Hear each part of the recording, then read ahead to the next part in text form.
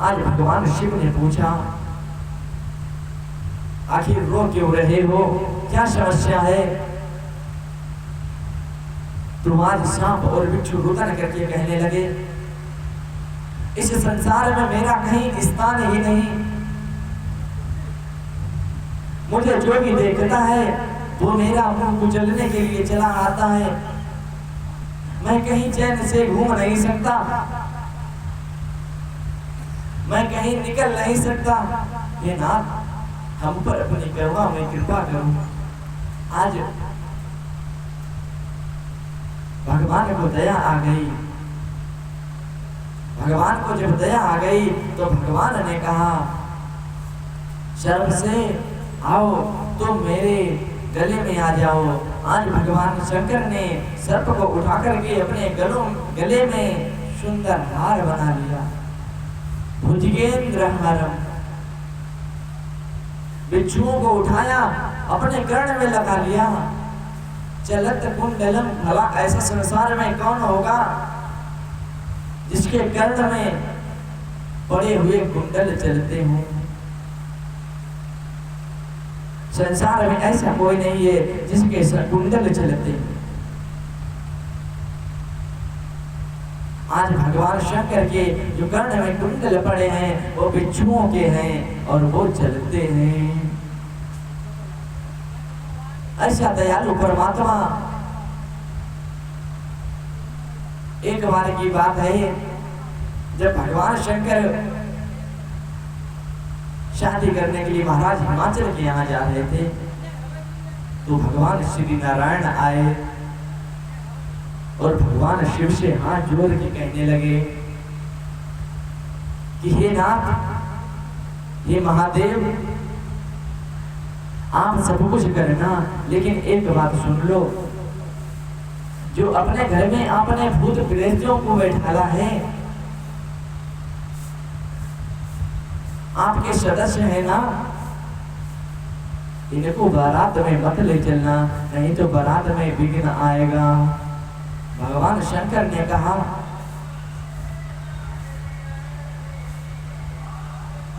श्री राम, हे नारायण, आपको पता है जो मेरे घर में रहते हैं वो मेरे सदस्य हैं, और जो मेरे सदस्य हैं मैं उनको गला भी कभी छोड़ नहीं सकता। तो श्री हरि नारायण बोले, कहा अगर आप छोड़ नहीं सकते तो ऐसा करना, अपनी टोली अलग लेकर चलना और हम अपनी टोली अलग लेकर के चलेंगे, और पहले हमारी टोली निकलेगी, बाद में आपकी टोली निकलेगी। इसलिए भगवान शंकर की टोली बाद में निकली, बारात, जिसमें भूत प्रेत नंदी इत्यादि भृंगी राक्षस गणों की टोली सामूहिक में जा रही थी, और देवताओं की, इंद्रादि देवता, ब्रह्मादि देवता अपनी अलग टोली में बना करके निकले। तो प्यारे भगवान जिसका हाथ पकड़ लेते हैं, अगर भगवान ने आपका हाथ पकड़ लिया तो आप भगवान के सदस्य बन जाते हैं, और जब सदस्य बन जाएंगे तब आपको भगवान छोड़ नहीं सकते, क्योंकि अगर आपके घर का कोई सदस्य हो आप उसे छोड़ नहीं सकते हो। इसीलिए भगवान भी कहते हैं कि जो मेरा सदस्य है मैं उसका हूँ, जो मुझे भजता है मैं उसे देखता हूँ, जो मुझे पुकारता है मैं उसकी पुकार को सुनता हूँ। अब कहते हैं हम तो भगवान को रोज पुकारते, लेकिन भगवान हमारी कभी सुनते ही नहीं। अरे प्यारे, आपने भगवान को बुलाया तो, लेकिन भाव से नहीं बुलाया। आपका जो मन है वो गंदा पड़ा हुआ है, और आप भगवान को कहते हैं आओ, आ जाओ भगवान, भोग खा लो आकर। अरे मैया सबरी ने भाव से बुलाया, भगवान नंगे पैर मैया शबरी को दर्शन देने गए वन में, लाखों कांटे चुभे होंगे भगवान के चरणों में। प्यारे भक्त के लिए तो भगवान कांटे का दर्द सहन करके भक्त से मिलने जाते हैं। एक कवि कहता है कि अगर अपने मन को गंदा पड़ा है, आप गंगा नहाने जाते हो और घर में आपके माता पिता प्यास से परेशान हैं, अरे प्यारे आपने अपने माता पिता को एक लोटा जल न दे सका, एक लोटा जल न पिलाए, और उनके मृत्यु होने के बाद आप उन्हें तर्पण करते हो। गुरुजी भी बता रहे थे, तो ऐसा तर्पण को स्वीकार नहीं करते। प्यारे आपके माता पिता अगर दुखी हैं तो इस संसार में आपकी इतना भागा पुत्र कोई नहीं होगा। इसलिए जहां तक हो सके अपने माता पिता के आंखों में आंसू न आने दो। आपका मन तो गंदा है और आप भगवान से कहते हैं, हे प्रभु आ जाओ भूख लगा दो आकर के। पहले अपना मन को सुधारो कि हमने आंगन नहीं बुहारा,